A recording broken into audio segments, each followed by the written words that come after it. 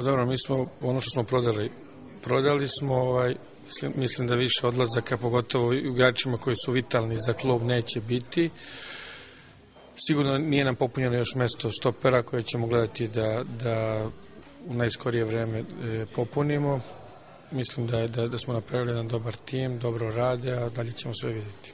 Dobro, bilo je priče sa više štopera, trenutno smo u kontaktu sa dvojicom štopera, gdje ćemo u najskorije vreme imati odgovor. Pa jeste, imali smo taj Maler, pa Šeho igrač na koga smo polagali velike nade, imali smo taj Maler da je polomio nogu. Broj Prosinečki ne zahtjeva baš na toj poziciji, kaže da ima zamena, vidjet ćemo, i ako dovedemo igrača, dovešćemo ćemo ga na pozajmicu 6 meseci dok se Pačeho ne oporavi.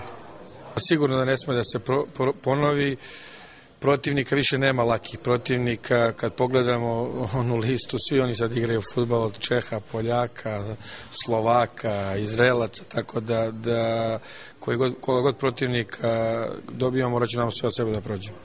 Pa dobro, to bi bila jedan veliki derbi gde bi bio vjerojatno i pun stadion i prava utakmica, ali mislim za ovaj deo priprema i za prvu utakmicu više bi bilo nekog malo slabije ekipu.